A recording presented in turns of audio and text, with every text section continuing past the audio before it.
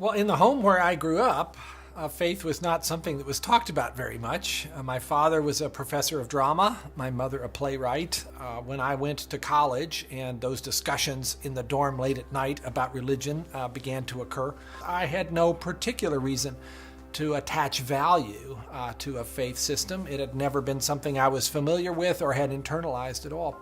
And I assumed that any religious feelings that anyone held must be on the basis of some emotional experience, and I didn't trust those, or on the basis of some childhood indoctrination, which I felt I was fortunate to have missed. I loved the experience of learning about the human body and all of the components of that, and I particularly loved being introduced to genetics. But then I ended up in the medical school curriculum sitting at the bedside of patients with diseases. This was no longer an abstract study of molecules and organ systems. These were real people. And one afternoon, one of my patients, a wonderful elderly woman, much like a grandmother, who had very bad heart disease. She had a particularly bad episode of chest pain while I was with her. She got through it, and at the end of that, explained to me how her faith was the thing that helped her in that situation. She realized that the doctors around her weren't really giving her that much help, but her faith was. And after she finished her own very personal description of that faith, she turned to me, and I had been silent, and she looked at me quizzically, and she said, "What do you believe, doctor?"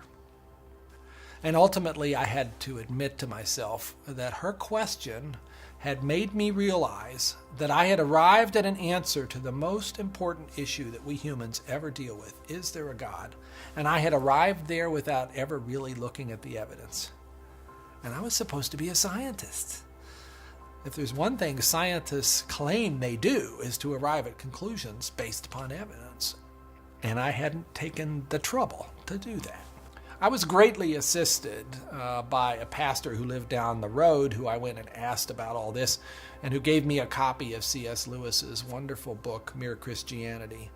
Because here was an Oxford scholar, a prodigiously developed intellect, who had traveled the same path. Within those pages, I realized for the first time that one can come to belief on a rational basis, and that in fact, given the many pointers that one sees around oneself in terms of the universe and it having a beginning, and its fine-tuning in terms of the way in which all those constants that determine the behavior of matter and energy seem to have been set just in a certain very precise range to make life possible.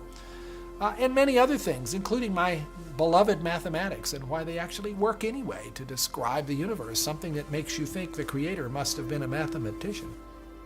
That brought me then to the person of Jesus Christ as a person who was historically extremely well documented. That was news to me. I thought Christ was as much myth as history, and I realized after reading more about it, this was a historical figure upon which we have a great deal of evidence for his existence and his teachings, and even his rising from the dead in a literal way. That day at my patient's bedside started a journey for me. A journey that I was reluctant to begin, but I felt I needed to. A journey that I thought would result in strengthening my atheism, but to my surprise, resulted in my conversion.